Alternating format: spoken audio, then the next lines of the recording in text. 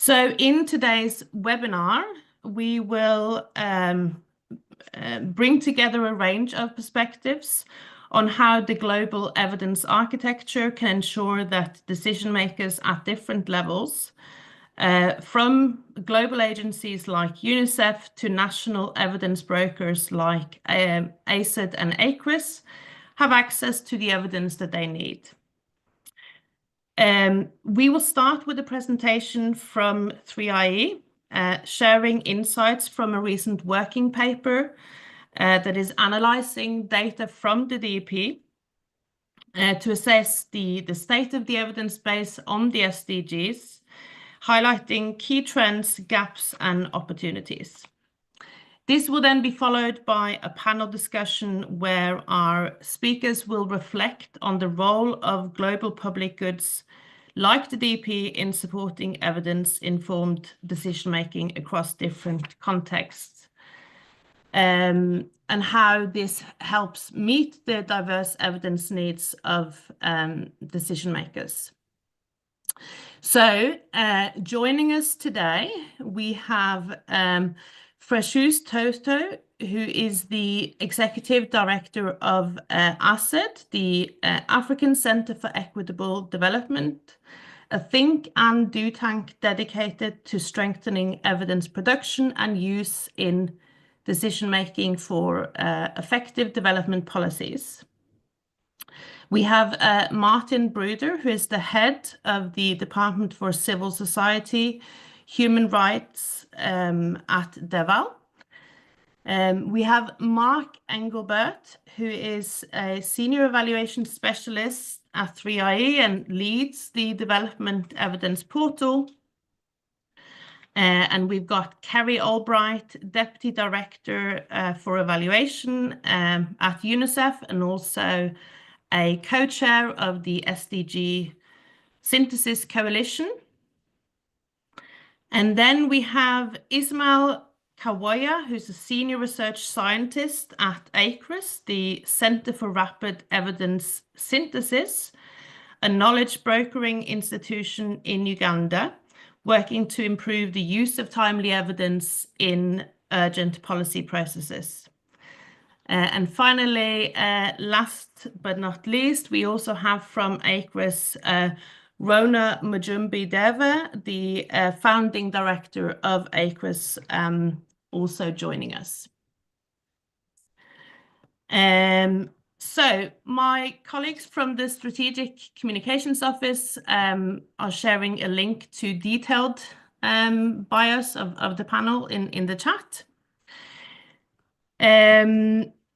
We're really excited to have this great panel with us today and looking forward to an engaging discussion. And we encourage you to also engage with us and the panel throughout the session. So feel free to use the Q&A box to post any questions that you'd like us to put to the panel. And also, if you'd like to direct a question to someone in particular, if you can please specify that. And please also note that we will be recording this session. And so with that, let's kickstart our conversation, and I'll handing over to Mark Engelbert, who will present on the report findings. Great, thanks very much, Birte, and thank you everyone for joining.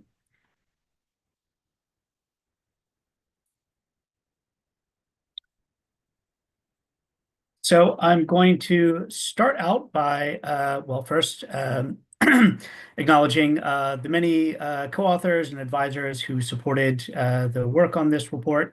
And I'm very excited to be representing them in presenting our findings to you today.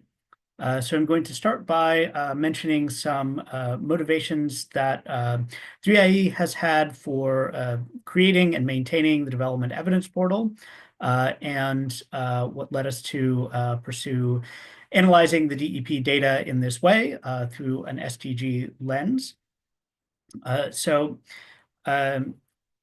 a lot of our motivation for creating the development evidence portal is the fact that the evidence landscape can be overwhelming. There are lots of different resources, websites, databases that contain certain kinds of useful evidence and information about what works in global development, but it is inefficient to have individual researchers or practitioners, decision makers, going to each of these different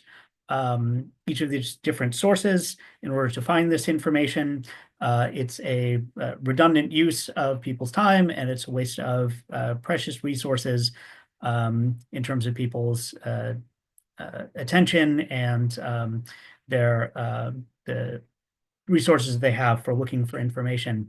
So our vision is that the Development Evidence Portal, the DEP, is the one place where people go, because we have gone to all of these different sources and identified the studies that meet the DEP criteria and brought them together in one place that is easy to search and that is freely accessible to everyone. So is to say a bit about the evidence portal and how we used it to create this report. So as Birte was mentioning in the introduction, it's an expansive and continually updated repository of rigorous evidence.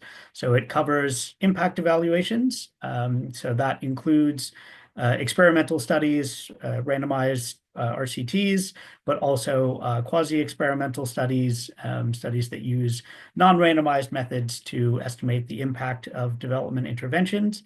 It also includes systematic reviews of those impact evaluations, which provide an even easier way to get the lay of the land on what works on a particular topic.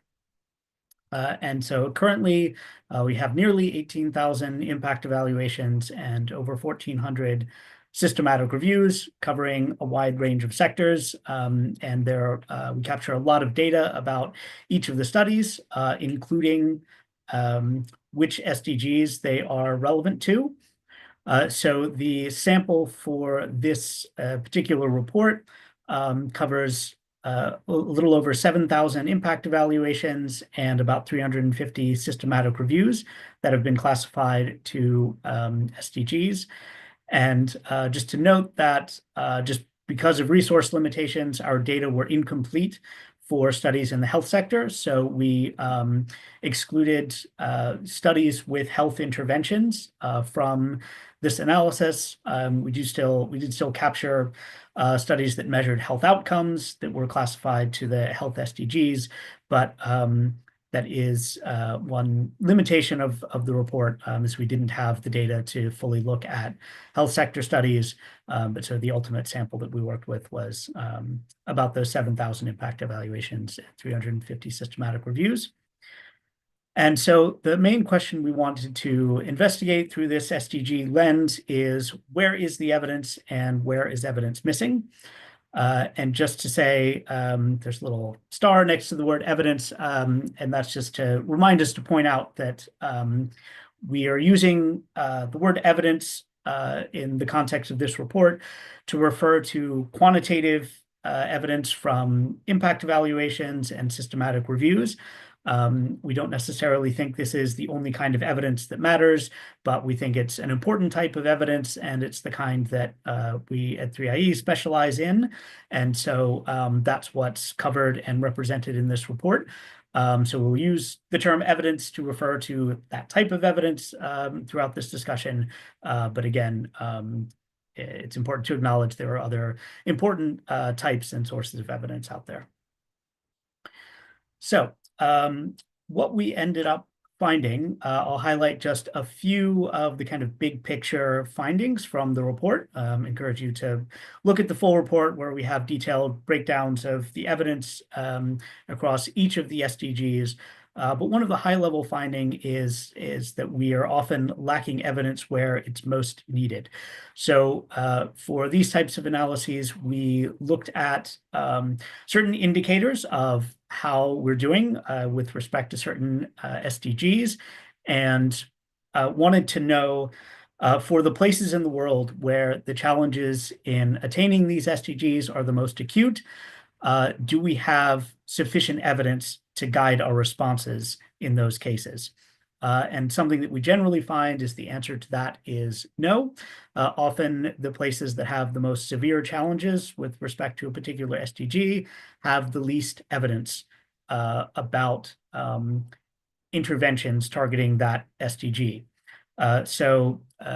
In this case, we are looking at this map is color-coded by the rates of extreme poverty in different countries. So the darker the color, the higher the extreme poverty rate in the country. And then this part of the chart is indicating for countries in different categories of poverty rates, how many impact evaluations are there per country.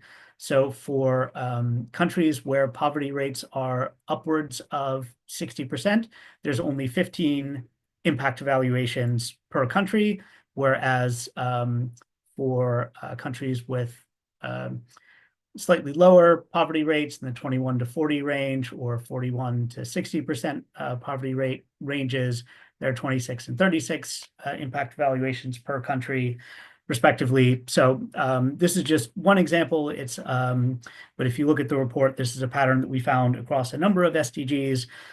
So for example, countries with the highest rates of fragility have few evaluations related to SDG 16 on peace and justice. It's perhaps not entirely surprising that we see this pattern. The countries that have the greatest challenges with respect to these sorts of SDGs also tend to be places where research can be difficult to conduct. It's, again, not totally surprising, perhaps, that we see this pattern, but it just highlights that in a lot of cases, we are kind of flying blind in terms of knowing what interventions are most effective for addressing these SDG challenges in these challenging contexts. So it just highlights the need to redouble our efforts to find ways to acquire evidence about what works in these circumstances. Another general finding is that the evidence base tends to be pretty lopsided in various ways.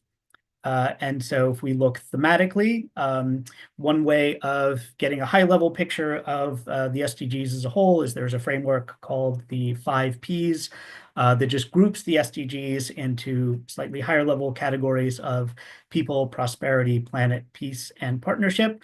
And so to get an overall picture of how does the evidence kind of break down across the SDGs, we looked at how many studies in our data set. We're looking at people SDGs versus prosperity versus planet SDGs. And as you can see here, it's pretty lopsided. There is a lot of attention to the people SDGs. But when you get to planet, peace, and partnership, there's just a lot less attention. There's not the same number of SDGs in each category, so peace and partnership are just one SDG apiece.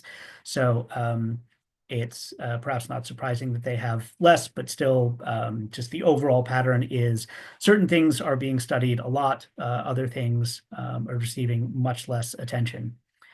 And we see a similar kind of lopsided distribution when we look at the geographical distribution of the evidence, where in this map, the darker the country, the more impact evaluations we have in our data set from that country. And so certain countries like China, India, Brazil, Kenya, Ethiopia just have a lot of attention in this literature, but there are large, what we call evidence deserts, just places without a whole lot of attention from this literature across much of Africa and much of Central Asia as well. And another important finding that we see is a lack of adequate attention to gender and equity in the research that's being done. So one of the things that we capture about each study that is in the development evidence portal is whether and how the study pays attention to gender and equity considerations in the research design.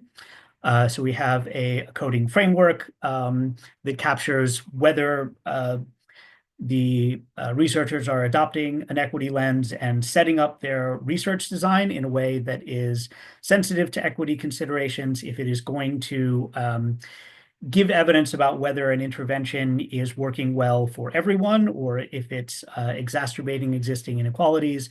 These are things that you have to specifically design your research in order to be able to capture these things. So we like to capture whether studies that are in the development evidence portal are doing that. And we find that generally speaking, they are not. So across both systematic reviews and impact evaluations, around 70 to 75% of studies are just not accounting for gender and equity in their design at all. And that holds very consistently across the SDGs, even SDG 5, which is on achieving gender equality.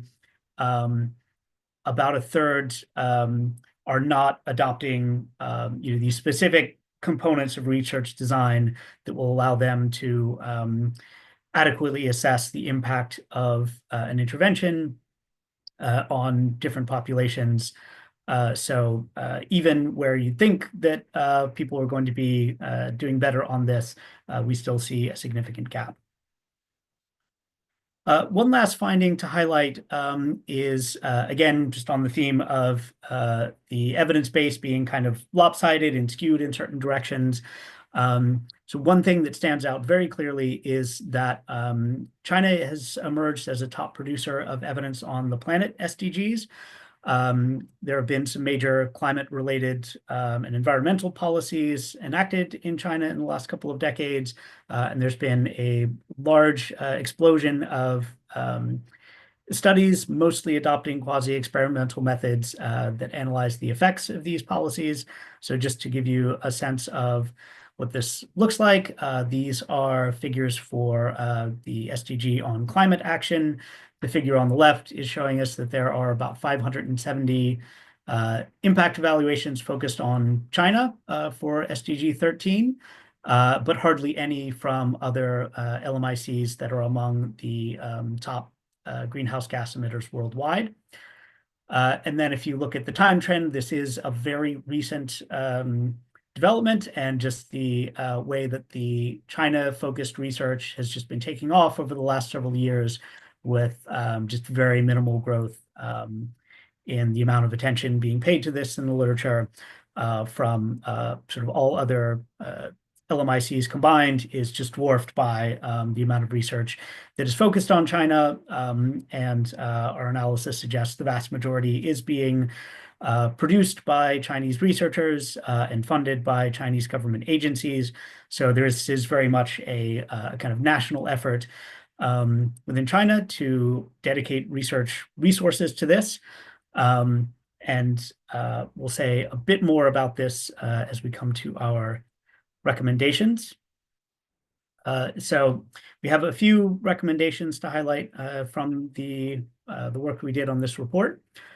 So one being that we think that just given the really lopsided and in many places inadequate nature of the evidence base, that there needs to be kind of a central organizing agenda. So just as we have the Sustainable Development Goals to organize the global community's efforts on sustainable development, we need a similar kind of organizing agenda to coordinate and track progress on building the evidence base that we need in order to identify effective strategies for attaining the SDGs.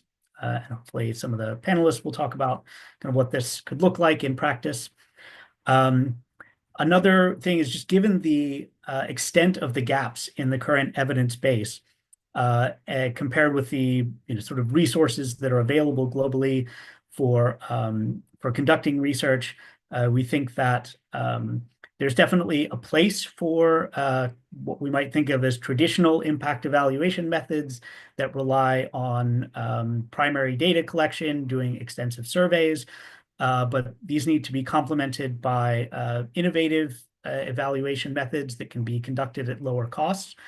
And also that there needs to be a concerted effort to invest more in locally led evaluations, where we're getting the sort of entirety of the research community involved and leveraging local expertise in order to conduct impact evaluations everywhere, not just in the places where they're easy to conduct.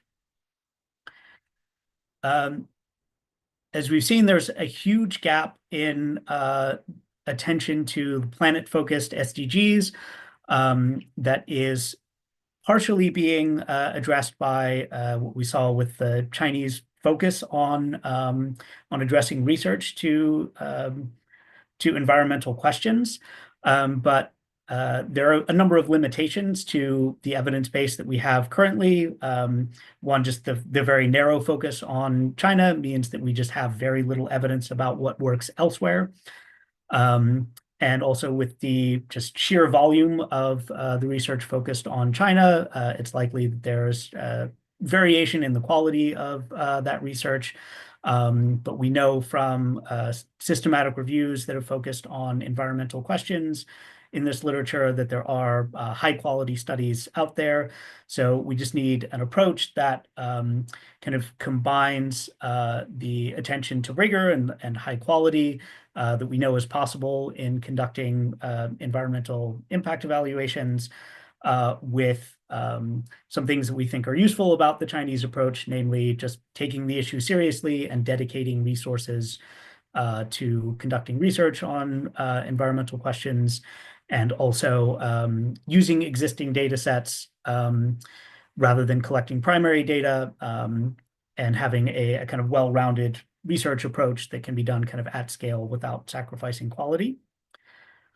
And then just a final point is we just think that this report and the insights we're able to gather from it makes a good case for why evidence portals like the DEP are going to be an essential component of the organizing agenda for evidence on the SDGs, just the way that we can just take an existing data set that we've assembled and draw out these insights, just kind of indicates that we need things like the DEP in order to be able to monitor progress and see how we are doing on building the evidence base that we need. So that is it for me. And so I'm really looking forward to the rest of the discussion with the panel. Thanks very much. Thank you, Mark. So I will invite the panel to share your thoughts on what patterns in the evidence base are of greatest interest to you. What gaps do you think are particularly important, and how can they be addressed? So let's start with you, Martin. I'll hand over to you. Thanks, Birte, and thanks, Mark, for the presentation. Before I dive into your questions and the details, I think we should just take a second to stand back a little and marvel at what has been achieved. So the development evidence portal, and I think the report shows that nicely today it stands at close to 18,000 impact evaluations. And just for 1 second, imagine the time and effort that went into these 18,000 studies, the researchers, the enumerators, the respondents, the partners, the funders, the commissioners. Even if on average each impact evaluation only had 1 year in total time investment of all these parties, 900 people could work for 20 years. So this is not yet the pyramids of Gizeh, right? But it certainly is something to stop and give us pause to think. So the most important message for me here then is a global public good has been created over the past 20 to 25 years. This has been a great collaborative effort involving thousands of people. And thanks to you for showcasing it here. And I think that the most important message is we can and should use this body of knowledge or ignore it at our own peril. So concerning the report itself, I think there's 2 things that it really shows. It shows what is there, and on the positive side, there is broad coverage of all SDGs, so that for each whatever SDG you're working on, you will find evidence in the development evidence portal, but it also shows that we need more intentionality and more focus. There are big gaps for those countries with the most severe challenges. And so I think we need to tweak the incentive system. The funders should increase their focus on countries and topics that are understudied and more difficult, but maybe academic journals could also consider the difficulty of doing research in some areas and on some questions more in their editorial decisions. And the second thing, so what is there? But the second thing is who is doing the research and who is funding it?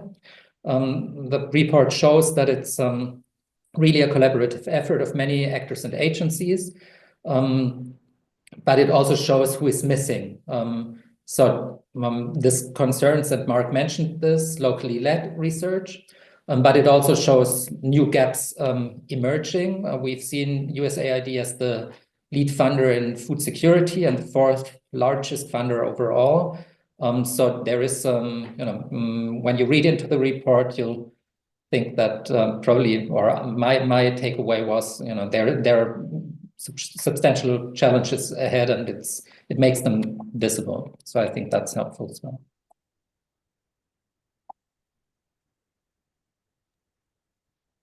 Great, thank you, Martin, and thank you for reminding us all of the gold mine and the all the work that has been put into creating the evidence that is already there. I think that's a very important point. Frejus, over to you. Great, thank you very much, Birte. I hope you can hear me very well. Yeah, thanks for the presentation. I think it's a very good exercise to look back and see what do we really have for as the DEP, and how is it responding to the different questions that we have. I first want to acknowledge that this is a very important tool, especially for an organization as the African Center for Equitable Development. We are specialized in knowledge translation to support policymakers and practitioners. So we are always looking out there to see what we could have as evidence repository, as platform where we could have a good compilation of existing evidence to support our work with the different governments in Africa, especially in West Africa. So we've been using the platform for different means, especially looking at what exists in terms of evidence to support our briefing notes to the government. So this has been very useful to us. Coming back to the report, I think two things that I want to highlight. One, which is quite important and relevant for our region, the West African region, is the fact that we've seen in the report that countries with highest fragility have few SDGs evaluation. And this has now become a big concern for us as a stakeholder in the ecosystem. We tend to produce or to invest less and less resources in the fragile, in areas where there is fragility, conflict, and violence. But on the other side, those areas are becoming more and more. In the West African region, the whole Sahel region has been now very active in terms of fragility, conflict, and violence.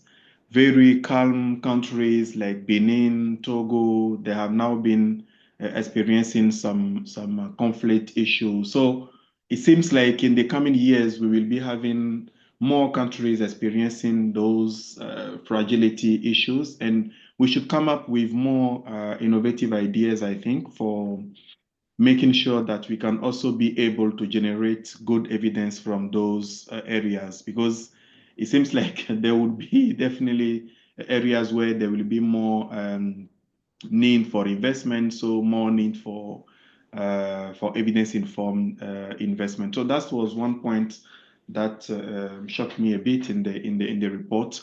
The other one is something that I think we will have some time to discuss in this webinar, is the issue of coordination and collaboration.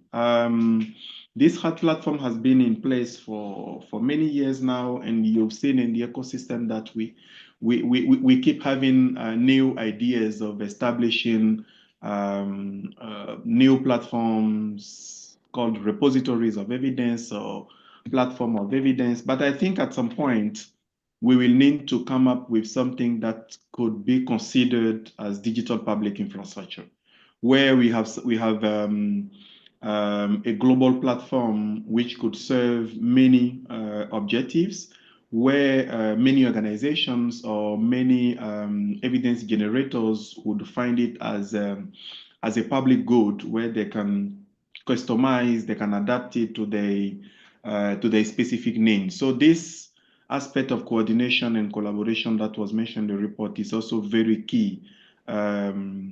Because we started this whole process because we said that there is a myriad of evidence repositories, so let's get them all together. But in this process, we should avoid having different or many global repositories as well. So at some point, collaboration and coordination will be very, very key in the process.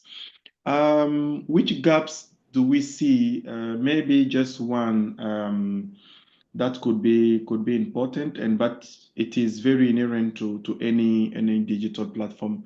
We usually respond to concrete policy questions from government, and one thing that actually, that we usually encounter is our ability to factor in the dynamics in the local context.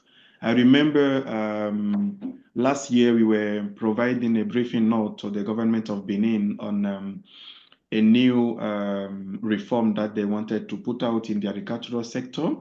And we did all the synthesis, and our brief was ready, but I think 1 or 2 weeks before we put it out, something very important happened in the environment, which completely changed our proposals or what we were about to tell to the government. So this kind of ability of following up what is happening in the local context is something that is very, very key. I'm not sure that a machine or a platform will serve that. We will definitely need more people in the field, very close to the actual work, to factor in those aspects. But it could also be that we think of how we could also factor in those contextual aspects.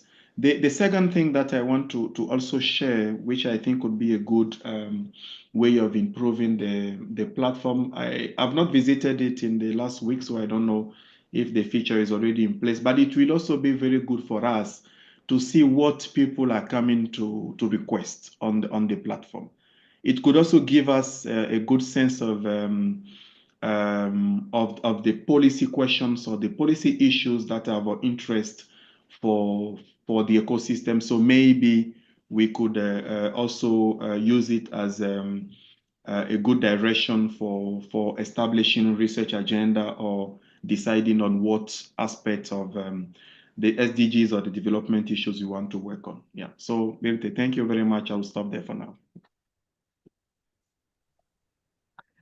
Thank you so much, Fréjus. Ismail, over to you. Thank you, Birte, and thank you, Mike, for sharing that work that you've done extensively on the portal. I'll speak from the perspective of a knowledge broker who often has to respond to policymakers' needs in a timely manner. And when I talk about timely, it's not just about being responsive, but the time within which you are expected to respond has to be often very short turnaround time. So we use the term, we use the phrase rapid response service when describing it, for the very essence of it, that it is quite rapid.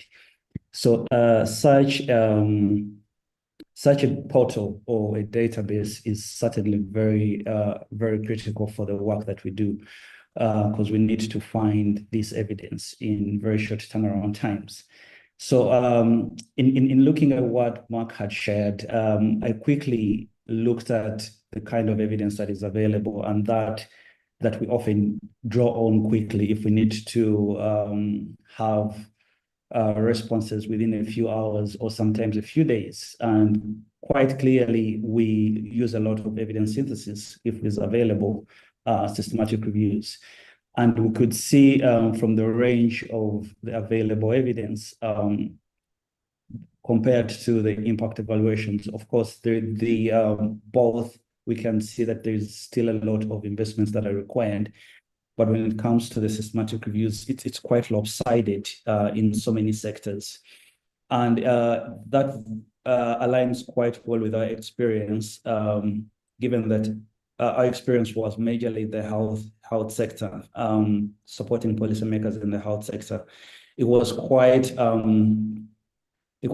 easy to find these reviews and be able to provide quick synthesis for policymakers. But when you get out of that, then you're certainly going to find yourself creating the synthesis yourself most of the time and the kind of questions that you do provide.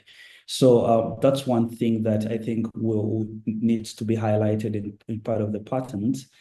Then the other is about and I wouldn't call it a trend, but when you look at the gender equity questions, and I think quite often when it comes to gender and equity, it was sort of left to the social scientists to study that, to tell us what this is about. But right now, there are questions about what kind of evidence are you providing to the policymakers and how does it affect the equity considerations? What are the issues within a specific policy issue that you need to pick out or tease out when providing the evidence to that?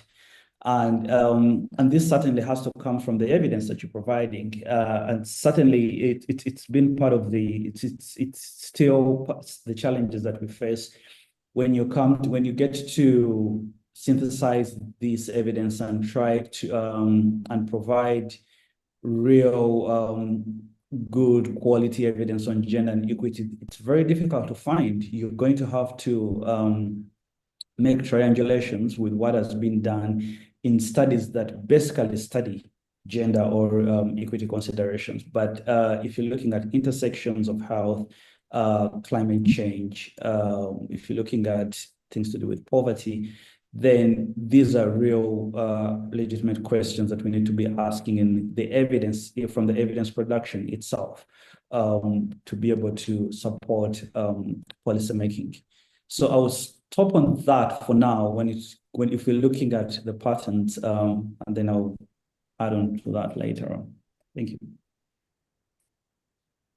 Thank you. And just checking, Rona, did you want to come in here as well, or? Happy to give a very quick sort of opinion, but I guess my colleagues have said quite a bit. So the tool, I've really seen the journey of the evidence portal, over the years, and it's a place that I go to very frequently, working with policymakers for the last 15 to 20 years. One of the frequent questions, I get is, but what is it that will work? What works? And, there's a lot of evidence that we'd need to answer all kinds of questions. But this being a very frequent question that I get, it's very comforting to know that there's a place I can quickly run. But then also this is a place that, somebody talked about contextualization, and maybe they talked about it in terms of contextualizing the evidence for a question. But very frequently for myself, I have to contextualize the evidence. I have to say, this is the evidence that I am giving you. And, this is its quality, or this is where I'm getting it from, or this is, how it sort of comes to answer your question. And as many will have seen from the presentation, everything is kind of contextualized. We could see how much is coming from which region. We could see how much speaks, to a certain SDG and not the other. We could see how much things have considered certain points towards equity, towards gender. And this is not information that you will find readily as a knowledge broker, as a person who has to answer questions very quickly. This is not information that you find readily. So to find a portal that actually, has it ready for you and you can give confidence to a person making a decision, it's very important. I think there's so much that the portal brings. And if you've used it, you see that it improves efficiency, timeliness. It has improved collaboration, across groups. And I can, think about so many examples. But then the shared resources as well. As a knowledge broker working in a low income setting, there's certain resources that I really have to pull from so many places. And the DEP, is very useful in that. But I think when it comes to, when we're looking at the report itself, so I'll sort of just kind of think about the gaps, that were highlighted. It's pointing out very serious gaps. I don't have to go back to the detail and how big these really are. For me, they highlight missed opportunities.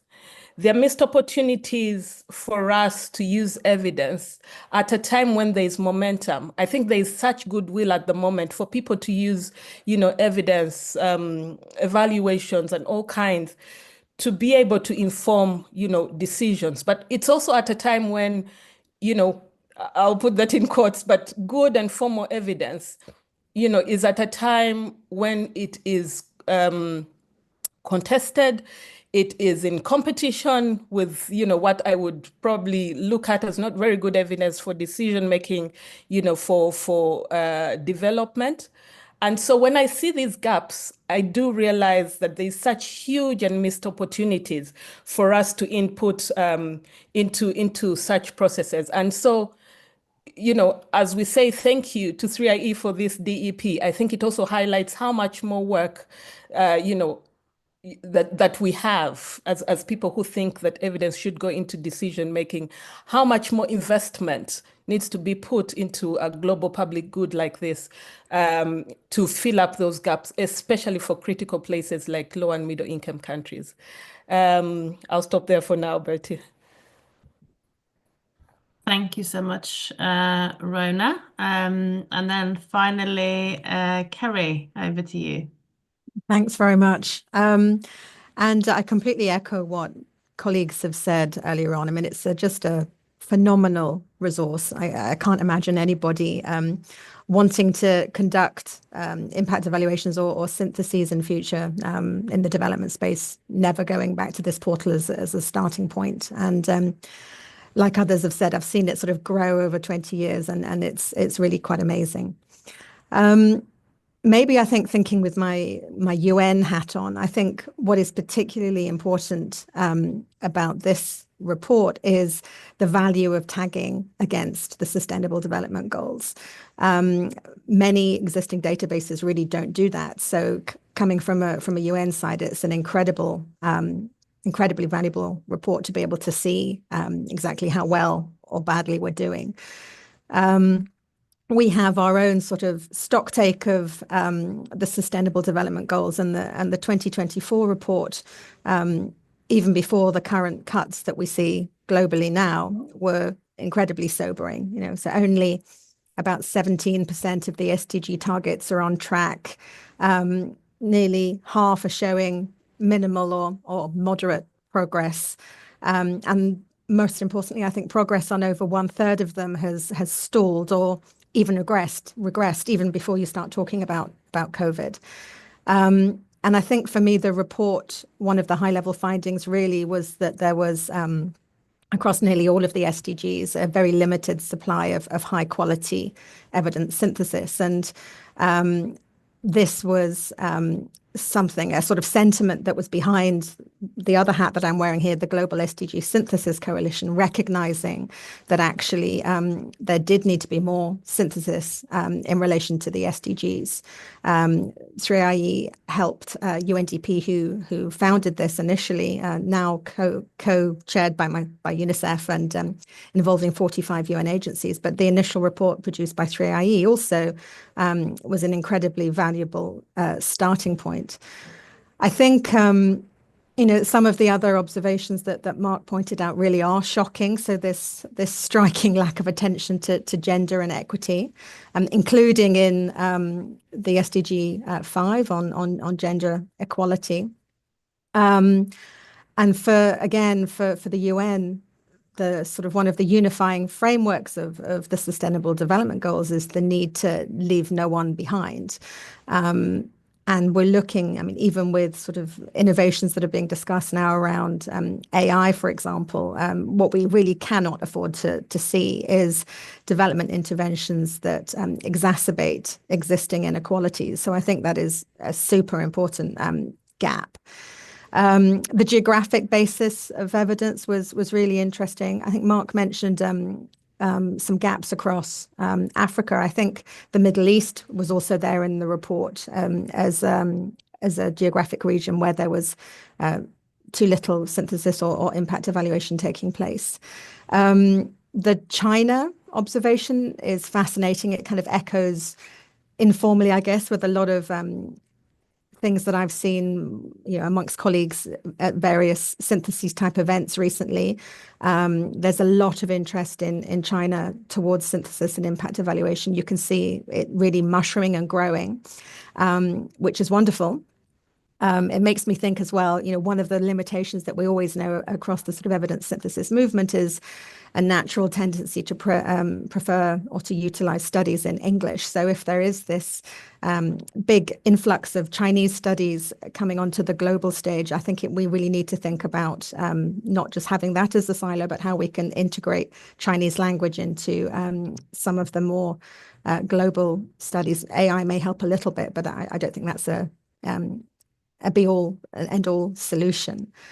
And then I think another thing that I found really interesting was how the water and sanitation sector, SDG 6, WASH, actually was proportionate to spend, had quite a lot of syntheses, systematic reviews and impact evaluations. And with my UNICEF hat on, I find that really interesting because I certainly see that within UNICEF, amongst all of the sectors that we work on.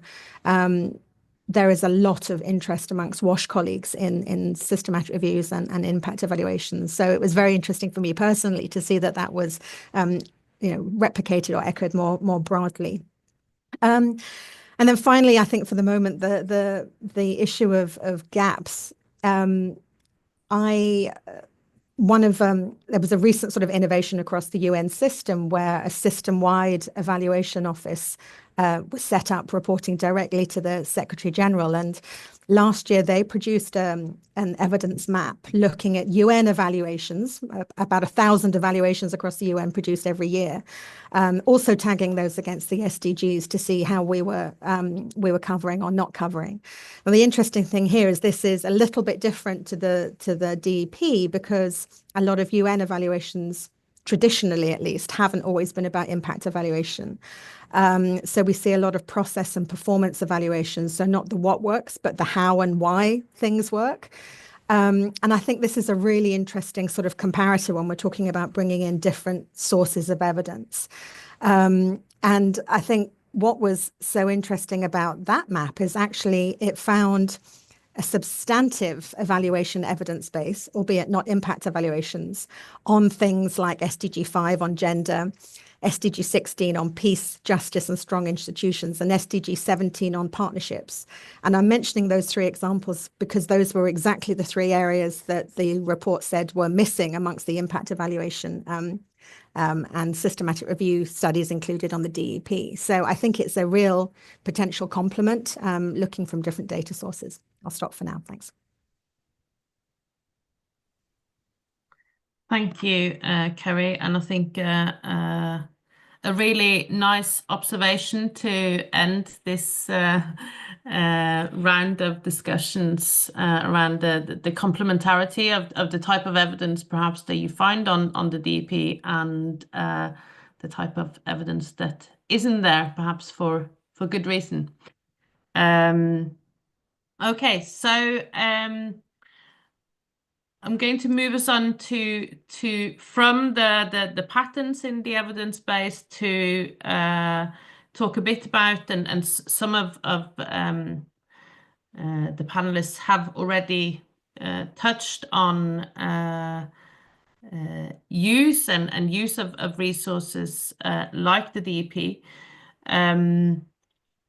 But so really, I'm going to ask all of the panelists to reflect on the role of global public goods like the DEP in supporting evidence-informed decision-making across different contexts. So from the local, national to the international, and sharing perhaps in particular from your own work and drawing on the experiences there. So I think we'll go to you, Martin, first. Thanks. So yeah, I'll start with how we use the DEP. So just briefly, DEval, the German Institute for Development Evaluation, is an evaluation institute. So that's our kind of use case, if you want, for the DEP. So how do we use it? We use it to prepare for our evaluations, which is often sectoral or thematic evaluations. And to do that, it's a very good, say we've just we are about to complete an evaluation on SRHR.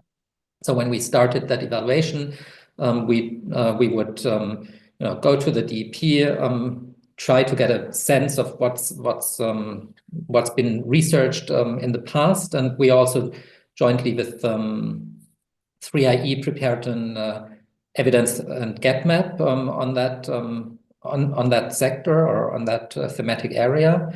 So that helps us a lot in kind of getting informed about the topic, getting everyone on board, understanding what the discussions in that sector are. So often that it doesn't stop with just collecting and collating the evidence, but there are discussions with the experts on where are gaps in that evidence, how can we contribute. So that's the whole kind of discussions around mapping a certain thematic area is really helpful in getting a good grasp of it. And then we use that to later in our evaluation, if we find that in certain areas Germany is particularly invested, then we go back to the evidence base and try to look up, what's the evidence in that area? Is that actually a good idea? Is there evidence that you could improve on that in terms of how you approach a certain topic? So that's extremely helpful. It is, and that's kind of looking ahead. I think it's still a very labor intensive, but also expertise dependent process. So it's very difficult to do that, and it often stops at understanding where the evidence is. Right. That's also kind of what we just heard about the report that Mark presented. So it really is a mapping exercise. Where is the evidence? And then if you want to really understand what does it say, you have to invest quite a bit of time in going deeper. And I think that's and Carrie and many others in the room and are engaged in using AI to really get that one step further and say, well, we not only map the evidence, we not only understand what's there, but we have a labor efficient way to actually get at least a sense or first idea of what actually works in certain combinations of interventions and outcomes. So that's one thing we use it for, and then we also see it. We also try to make our evaluations useful in kind of pushing or offering first of all these products. So, for example, the SRHR map, we of course go back to the sector units of in that case, mainly German development actors, BMZ and KfW and GIZ, and we would discuss with them whether that's something to use to organize your the evidence, the knowledge in a certain sector, even beyond the evaluation. So long term, and so each sector unit could have these maps, and I think we've seen very interesting experiments in that area. So one huge challenge in that context is that making this sustainable and updating it continually. So there has been one living evidence map in the food and nutrition sector funded by GIZ, and I think that's really interesting and promising examples of how organizations or the development community can really become more evidence-driven and really keeping at it and updating evidence maps over time, and you see how evidence evolves, and that gives you a much better understanding not only of what works, but really of how what we know about what works changes over time, right? Because that's I think just very important a part of being a knowledge-driven organization. So that's two things that we do, and I'll leave it to others to maybe also look a little bit more at the global role of the DEP and repositories like that. Right, thank you so much, Martin. Precious, can we? Yes, thank you very you? much. Yeah, I'll take it up from where Martin left. Yes, definitely. I think global public goods like this platform will be very critical for our evidence-informed policymaking sector.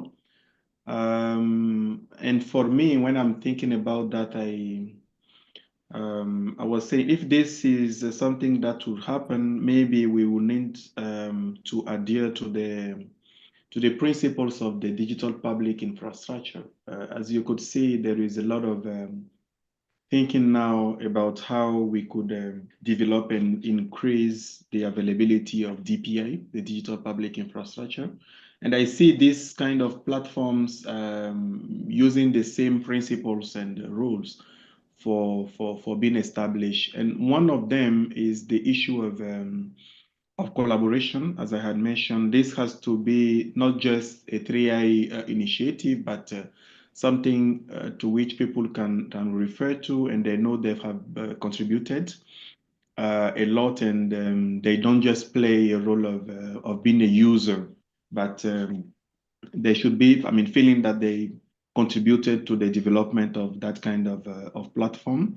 The other aspect is the scalability.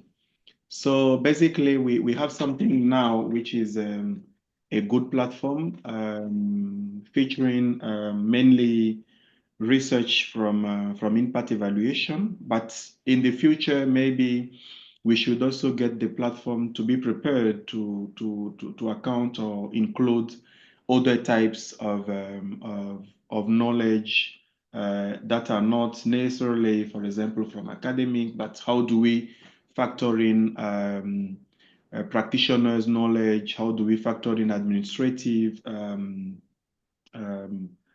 will not say knowledge, but information coming from administrative sources that could help us contextualize more about what have been proposing on the platform. The other aspect will be the interoperability, because I'm sure that this will not be just one platform, but maybe a number of them. But the good thing will be that we come to a point where those different platforms serving maybe different needs would become more interoperable. At Asset, for example, we are working on bringing all of our research agenda on a platform, and the idea behind that is that we use platform like the DEP to start responding to some of the policy questions that are in the research agenda. And I can imagine a future where all this becomes dynamic, where we have platforms showing the policy issues the policy questions that are of interest, featuring what already exists to respond to some of those questions, and showing where there is need for more investment. So definitely this will be very important for the ecosystem, but we need it to be collaborative. We need it to be very much interoperable and make sure that we are bringing into it the different views of the different stakeholders. Yeah, thank you, Birte. Thank you, Precious. Some very important points there. Thank you. Ismail, over to you. Yeah, so maybe I'll start from the point when we say global public good. There is that underlying assumption that it's open access or it's free. And I think for several of databases that are like this, like DEP, actually not open access and would not be available to so many. So, and I think that is one key advantage or key value that I see in DEP being open access. But not just that, the access that it brings from a wide range of sources that ordinarily I would have to go through loops of different libraries to get access to. And I'll give the example of Scopus. You can't normally just go to Scopus unless you've subscribed to a big institutional library that would give you access to. But if I can get the information that I'm looking for from Scopus through DEP, then that definitely is of value for me, answering the question that I would find. But also not just that, if we are looking at, if I'm looking at how do I use it, its usability, it's really very simple to use, very intuitive. Its interface is very intuitive. That makes it very easy to navigate for someone looking for evidence. And I should say specifically my work is evidence synthesis, which is basically look for the best available evidence wherever it is and put it together, synthesize it. And if I can find that one place or a few places that I need to go to find that, then it makes my work easier. What else am I looking for? Is it easier for me to find the evidence in a database? Fortunately, I do have the skills to search, but so many who are starting to learn evidence synthesis do not. And skills of librarians are also not as common when it comes to a resource-limited setting that we are in. So having a database or a portal like DEP like that certainly makes it much, much easier. The other thing that I want to highlight is it's being comprehensive, the comprehensiveness and the depth of information. Well, we've talked about where the evidence that could be missing, but if you look at what is actually there, if I'm to go to DEP, how many more databases do I have to search? Normally, if I'm going to, if I have a question related to climate change and I have to go through 7 databases, but if I go through DEP and that shortens the databases that I have to search by 50%, that certainly makes my work much more efficient to go. And I am confident about the information that I'm finding. It's credible on that, and it's up to date. And the sources that are there, then certainly it makes my work much, much easier. So what do I get as a knowledge broker? Certainly, like I mentioned, if I'm doing evidence synthesis, it's how am I efficient? How can I do this to find all the evidence that I need in a very short time?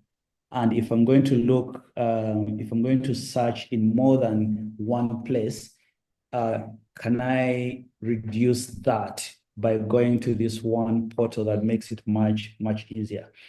And above all that, I certainly can't overestimate the importance of open access in a resource-limited setting. So much of what we do depends on what's available in public goods like DEP. And if they're not accessible to synthesists or knowledge brokers in the settings that I work in, like in Uganda, then it becomes very difficult for it to be actually a global public good. Yeah, I'll stop there for now. Thank you so much. And so we're also getting some quite a bit of questions from the audience. So I'm going to start taking some of those. So for Andrea Elanga is asking you, Rona, during your comments, you mentioned the importance of very good evidence for decision making. Can you clarify what you mean by that? And how does good evidence for decision making look like in practice? Thanks, Andrea. Thanks, Birte. I don't think there's any one definition of good, when it comes to evidence policy making, but probably the word would be relevant, appropriate, all of that, timely, obviously, all of that coming together to say that you have provided something good, to the policymaker. At the point they're asking a question, they're thinking, give me the best answer to this, or give me a good answer to this. But what would go into that in terms of evidence is that it's appropriate, it's relevant. You've had people talking or throwing the word contextualization, and I think I saw a question towards it. Is it even possible, to say that something has been contextualized when you're thinking about generic evidence? And I think that is what one of the things the DPE brings to this space, that as a knowledge broker, once I start my journey, the question from the policymaker has come to me, and the end of, maybe not really the end, but, one of the end points that I'm looking at, or vital point, is when I give this answer back. When you look at my journey, it includes going to look, for the best available evidence. Ismail talked about that. And best available is not just the numbers, but the quality as well.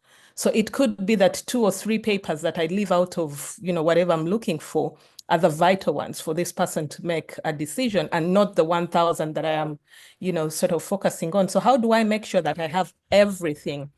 And that is where the DPE then reduces my steps and makes it, a more efficient process for me.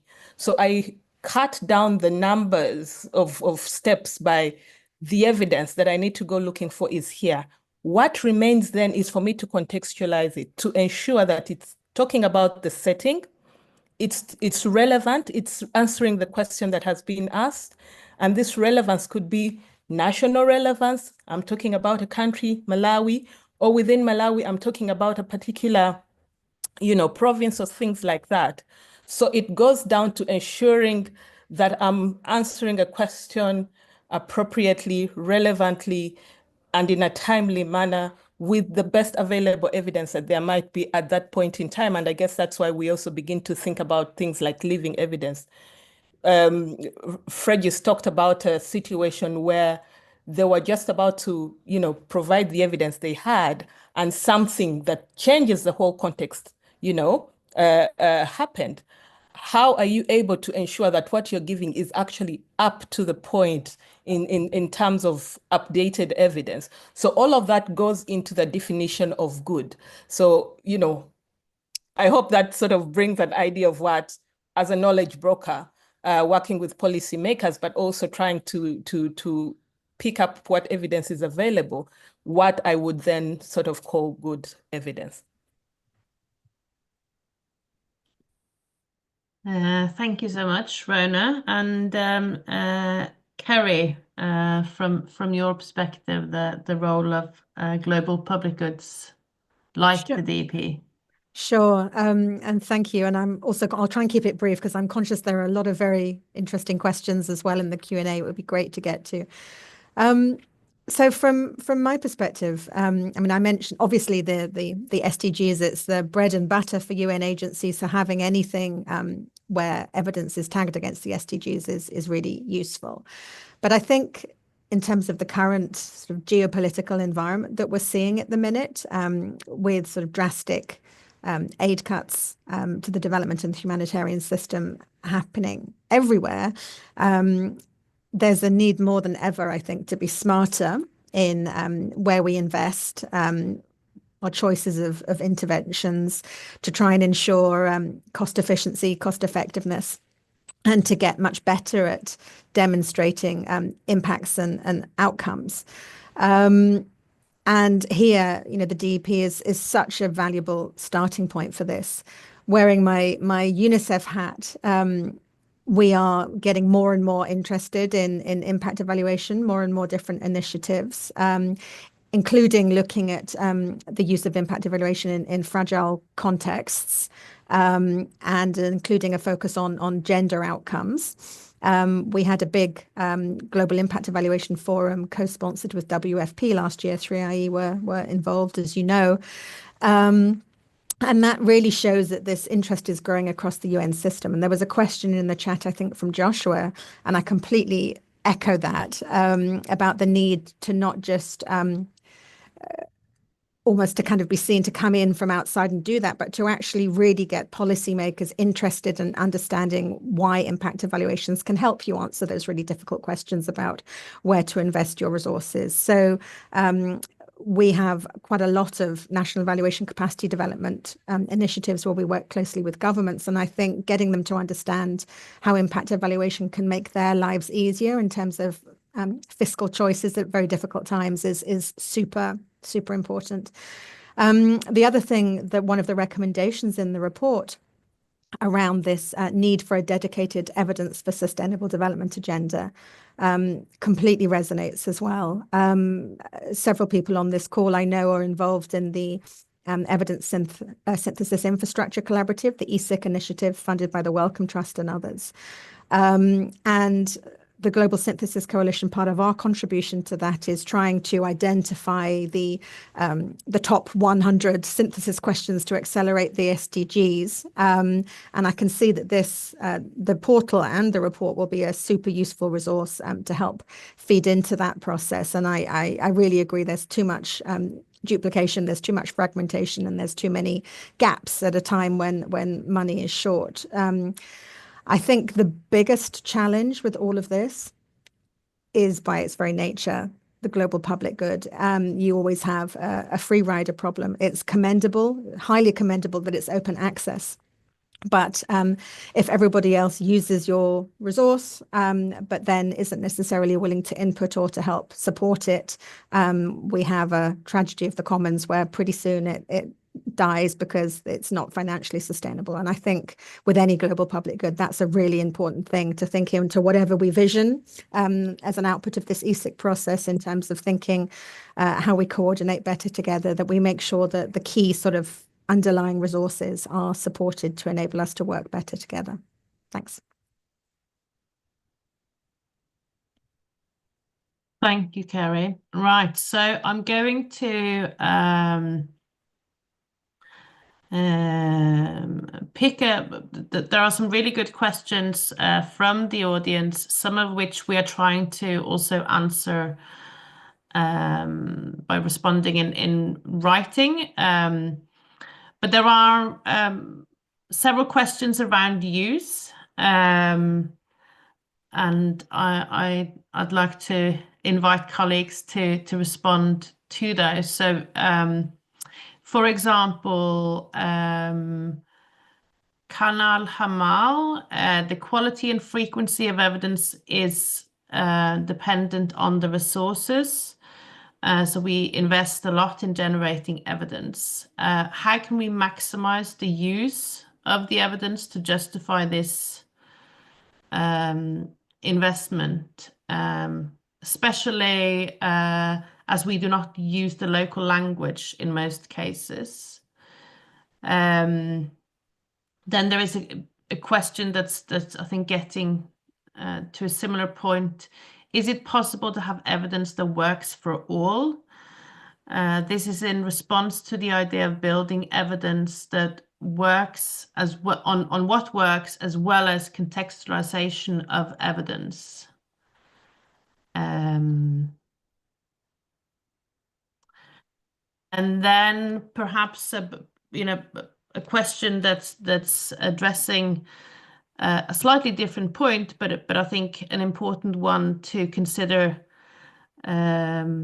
reflecting on the findings of the report. So Sarah Jane Holcomb, I appreciate the call for low cost and locally led evaluations. Can panelists speak to promising models for this that they've seen? So let's do a round, going around the room, starting with you, Martin. Oh, wow. I think many of the questions are, maybe for the knowledge brokers on the panel. So I'll leave those. I think further down there was a question about which I think is really interesting. With it moves around all the time. Sorry, about incentives for doing research. Grace Equeta asked what explains why some countries, for example Kenya, are heavily covered compared to others. What are the incentives for commissioning IEs, and what can be done to improve coverage in other countries? I think that, just to say, that was one major motivation.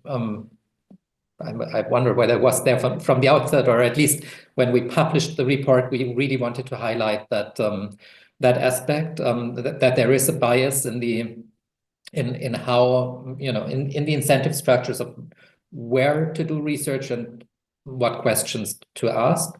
That doesn't mean it's biased evidence. I think that was another question, not necessarily anyways, but there is a certain incentive structure to do research where it's easier, maybe. So that's just hypotheses. We don't really know, where it's easier to do, where the infrastructure is better, where there are local partners who have the expertise. But I think mainly that issue of academic incentive structures really plays an important role, and I think that's not a question I have an answer to, but a hard question to academia, how in preparing publications and entering them into the whole review system and peer review system, how can you value that doing research in some places is more difficult than in others, that the design of the study maybe won't be as clean, that you have to find workarounds for certain problems. So I think that there is a real question to academia in that context, but there's of course also a question to funders. How do they support governments to get those questions that they that are important to them answered? And so yeah, I don't have good answers, I'm afraid. Just trying to say, highlighting that exactly that question that you're asking was an important goal of the report. And yeah, I'll leave it at that. Thank you, Martin. Frejus?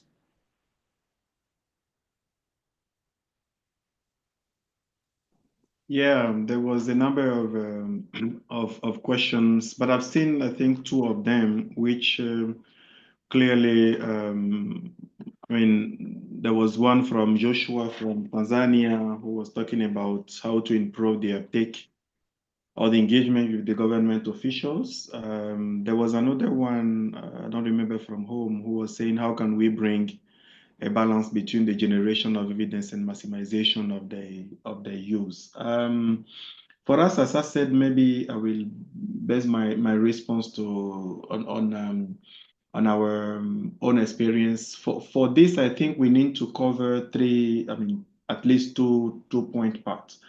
The first one is that we need to all improve what we usually call the relevance of the research that we do. And for that, the specific tool that we use in our work is the development of research agenda. So basically, we would talk and engage policymakers to understand what are the current very urgent issues that they are dealing with, where they will be needing evidence maybe this year or in the next 2 or 3 years, and we bring all that together in a document where we can show where those needs are, and then we start engaging the evidence generators committee, community researchers and others to show them if there are resources to invest. These are the policy questions that may be more relevant. The idea is that if the question is relevant, if it's been demanded by a policymaker, we are increasing the likelihood that it will be used. And once this is done, the second point we need to also be very careful about is the accessibility of the research that is generated. In our particular context, we are working in a Francophone region where, most of the research, even on the Francophone region, is published in English. So as a knowledge broker, we also invest a lot in making sure that the research is available in the good language and in the good format.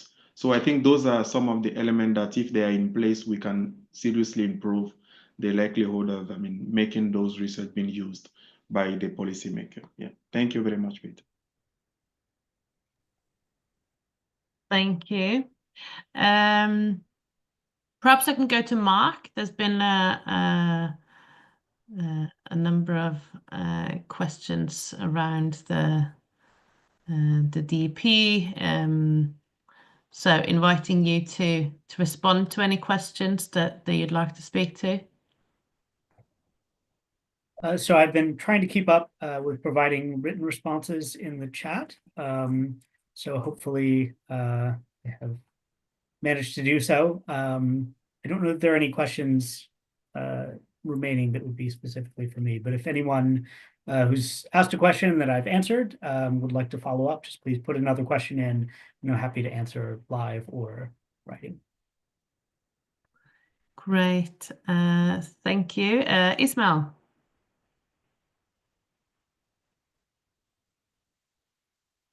All right. I think it's quite interesting, and if you think about if someone is trying to weigh investments in evidence generation and use, and I think both are quite important because one, we get to understand, or we get to progress with the evidence being generated and the research that is being made. That's generally what has made us the human race much better.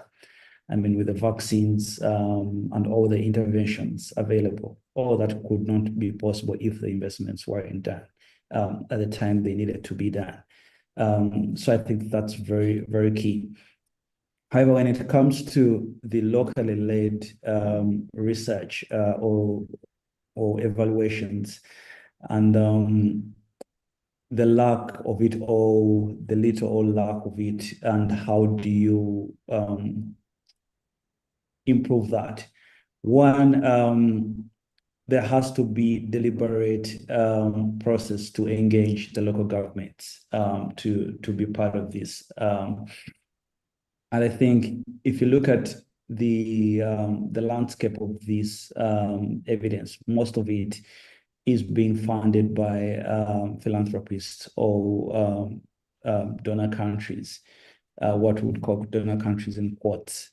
And I think part of that leaves out the agendas or the interests of the local governments that would be interested in. So while we are thinking of making it feasible and increasing it, there is their role, and that comes with a pass to add to that in funding these evaluations. Actually, they need to step up, and there has to be deliberate efforts to pick that up. However, given that what we have right now, and as you could see, still a lot of that has been done. For example, what we've done here at ACRES is we've mapped local research that has been done in Uganda in the health sector since 2010.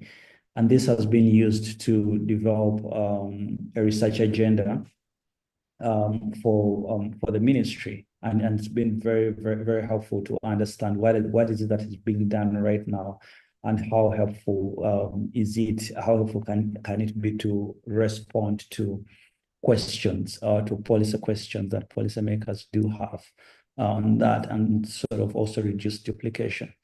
So I think when it to wrap up, I would say when it comes to investments, definitely investments are needed. These investments will be may not be sufficient in all cases, but definitely the role of our local governments is very critical, and there has to be deliberate efforts to bring them on the board to fund this work. Thank you.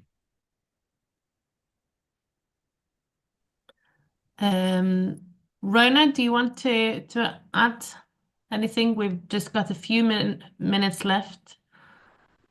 In just a minute, just to say, there was a question about why some places might be doing more than others.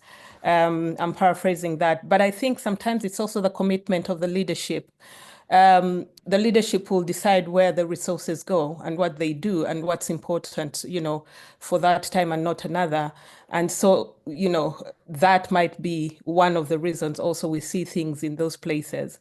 Also, to re-emphasize the contextualization, because I think there was more than one question on that. Contextualization is exactly that you get your generic information and then begin to apply the socioeconomic, the political, the cultural issues of the particular setting to then make it relevant. That's what contextualization is about. So you're not really just picking up evidence, say, so our starting point is the DPE, the portal, which says this is what works. Then you begin to say, but would this actually work in a place like Egypt? Is this a thing that would work in Cuba? Is this an intervention that would work, deep down in the village? What needs to change for it to be, able to work? So that's what you're talking about when you start to contextualize evidence. And I think that is what, many people in our spaces then do. So the portal makes it easy, but then you have more work to do to be able to make sure that what you're saying is relevant. And lastly, on improving utilization. So yes, once the evidence is there and it's not utilized, it's such a waste of investment, in the research. But some of the things that have held back utilization and which many interventions are now looking at is, just understanding the pathways. Where does evidence, pass for it to make way into decision-making processes?